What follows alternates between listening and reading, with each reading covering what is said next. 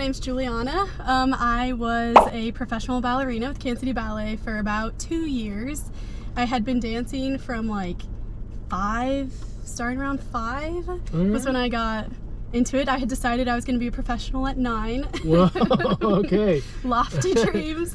But that's also kind of the culture, is they really hone you in and get you convinced that it's going to be your thing. So I spent a lot of time doing that. That was my identity, my whole life. I danced about 40 hours a week on top of high school, and then really started to see the cracks in that. I mean, I love it more than I've loved anything. It was my passion. It was who I thought I was. And so then when the mental, kind of like you said, the highs, really great highs, but came with some pretty hard lows. Yes. And I just couldn't really find anyone to talk to that understood specifically that. It's a very nuanced world, and a lot of the advice I got just almost made it worse in some ways, and I didn't have a lot of safety around how to process what was happening or what I needed, which ultimately just kind of led to me having to retire and take a step back and say goodbye to the stage, which was pretty devastating to me. Which is another thing I think with professional sports, especially when it's become your identity, is how do you transition out of that is not talked about a lot. So that was when I took a few years, fell apart, put my life back together, and decided I really wanted to do something to help others. Got into social work, love social work. And then, social workers. Yeah. Great people. It's been a great learning experience. And then, I graduated, got my license, and I've been so excited for this opportunity that really feels like my two passions getting to come together in one. So. Yeah, and I'm so excited because, not in dance, I have 2 left feet, but just in mental health, when you've struggled in a way that you felt alone in those struggles, and then you come on the other side of it, it's like this burning passion. Like you feel like almost like it's your, I guess I'll use, it's kind of cliche, but your calling to go out and to help other people that also struggle similarly, right? And so that's for me in mental health. As I struggled as a teenager with anxiety and really divorced family, and just struggled to find myself, my identity. And I will tell you that those struggles, if you can turn those struggles into your strength, you're on fire. No one can stop you. And I have no doubt, Juliana, your passion for dance, your passion for mental health, and you put those together, there's great things to come for you. And I know that there is a community out there. There is a community. And I think the best thing that you basically have told me is that while you're happy to do some of the things, that we do as social workers with, kids that have struggled to go to bed, and parent-child conflict and all those other things, you are really passionate. You're passionate about the dance community. It's like in your blood. It's like you just, I guess where we were going with this conversation some time back, it's like part of your healing process, right? Is that you were able to kind of close that chapter with dance, and you kind of were going through and, okay, what's next? Because that could have been a career for you, right? It could have been a career, and it just ended. And so then you were like, okay, well, mental health, and you went into that. And you and I were talking, and I guess maybe I'll let you to talk about this but I don't know if when I started talking to you, I sparked a flame. Maybe you had already been thinking about it, and maybe it's just because you don't see a lot of it out there. Maybe you didn't have it as a child, but it was almost like this kind of like, oh yeah, the light bulb goes off that I can be a therapist to the dance community. Yeah. So that has been my dream. Like that is my pipe dream. It feels kind of like you say, getting to take those struggles. And I think with dance, often you don't really have a voice. Yeah. And it feels like I've now had a chance to find mine, and I want to use that to help speak up for the people who don't, so they don't have to lose their passion in the way that I kind of felt like I did. And so that's been my dream, but I kind of was like, where am I going to find this? And and is it out there, and maybe it's going to take 10 years to figure out where, build up a practice and then find those clients. So when we connected, it was honestly like a I mean, fate kind of feeling. That I could not be more excited about. Well, I for me, the way that I think about just life is that we all have strengths and we all have struggles. And I think to get the most out of life, while we do have to work through those struggles, and I know certainly you have, those strengths are really where the passion and the fire is in life, right? And so as I clinically talk with clients, and I'm like, okay, we can talk about your struggles, but let's talk about your strengths, because that's really where you're going to get your energy from.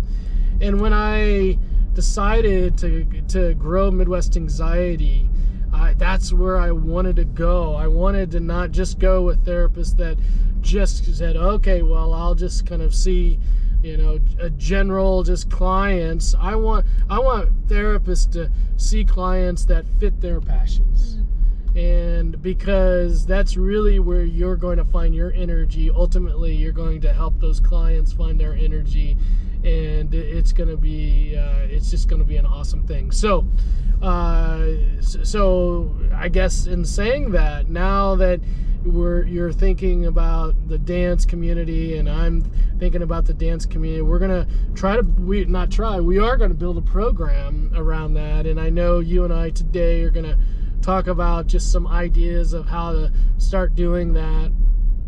One is just trying to come up with some type of class or some type of thing where dancers can come and they can learn. And not only, for us, the dancers, while you've got all kinds of expertise and, how to put your feet here and, all that technical stuff, this is going to be more about the mental part of dancing, right?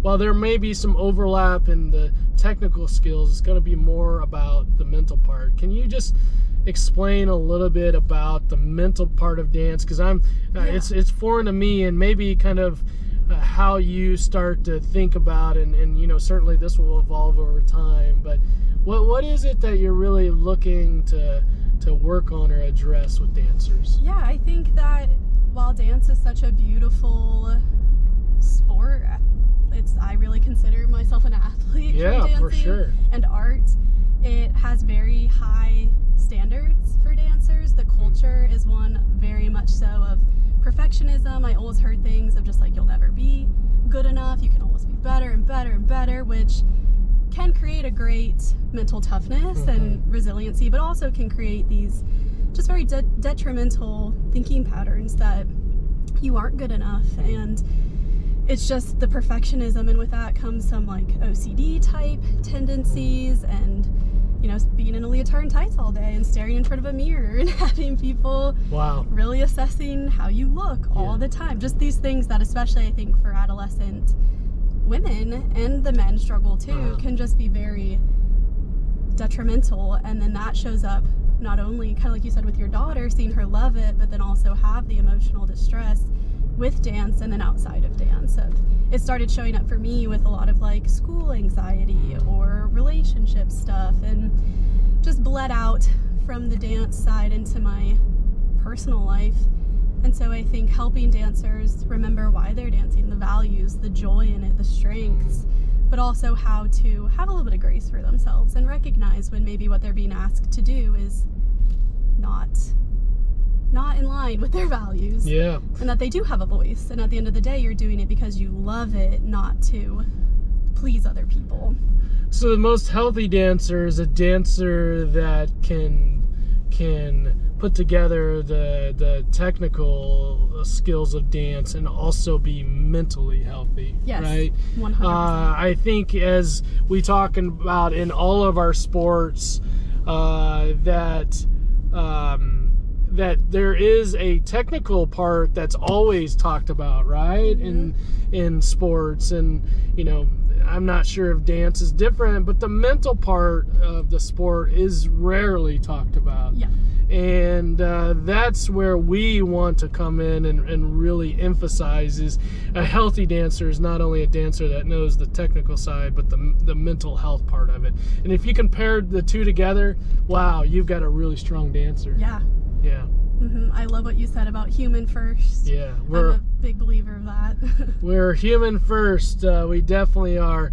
So Juliana, this all sounds great, and we're going to be definitely putting something together and helping the community and those dancers. But I do think that I want to get started on this today. Heck yeah. And I've got we're going to just see how you roll with this. So I have always wanted someone, to teach me how to dance. Okay. All right.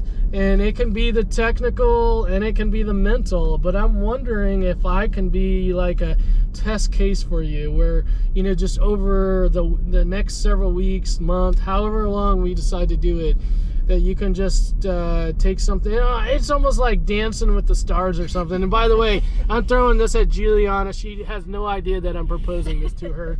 But I'm wondering if you can just help me be able to do something.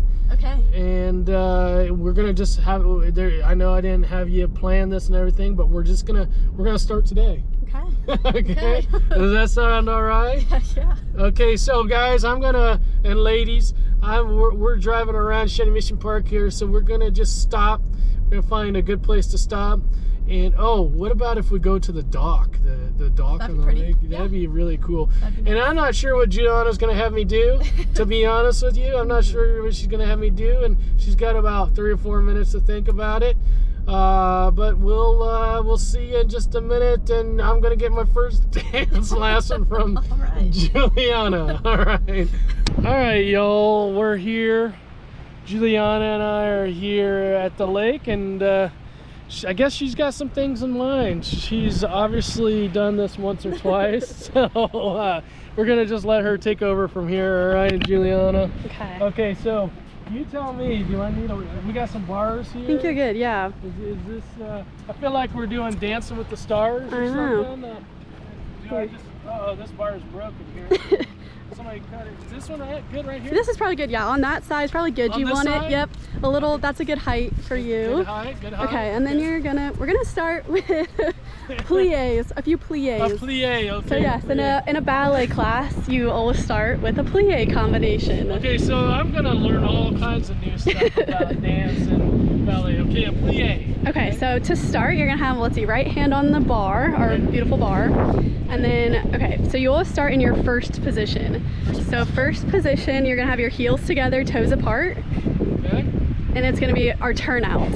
So being turned out. Look at my feet. Oh, there's some good one there. Come zoom in on my feet. Are those the right thing? Like that looks pretty good. That looks pretty good. Okay. All right, so eventually the goal is to keep getting them further and further till they're kind of like 180. Oh my gosh. But you don't want to force it. So you want to go where it's natural. So you kind of like rock back on your heels and then open your toes, and then that's where you're going to start. Okay, but without forcing. Together. Yep, together. And then straight knees. Straight, huh? Straight knees. Straight knees. Legs together. Like that? There you go. Yeah. Okay. Perfect. Okay. So this is first position. First position. All right. Our bar is a little low, but that's okay. So then to start, a plie. All right. It's just bending your knees, pretty much. Plie. Yep. Plie. Plie. Perfect. Oh. All right. You want your knees to go over your toes at all times. So I'm bad with instructions too, okay? That's a big thing with ballet. Knees over my toes? Knees over toes, perfect. You don't want to like roll in. Okay. Bad for your knees. So that looks good, that looks good. So then with our arm, when we plie, for a plie combination, we go out and then in. Pretty good. Okay, how am I doing, yo? Out and okay, in. wait, you're reversed. Whoa, okay. Reversed. Okay. When you bend your knees, put your arm out. Oh, okay. I can't do that. I can't rub my head and tap my belly. Okay. We'll keep working. We'll keep working. Okay, I'm going to do this again. When my knees go down, my arm goes out. Yes, right? All at the same time. So kind of think of it like there's a string being pulled from your head. Right. And as your head goes like up, your knees bend. Okay, like. And yeah. And as that string is going, your arm floats up. Okay. Okay, ready? String. Hey, yeah, that was good. Okay. On track, now we going way up. W's as easy as a layup.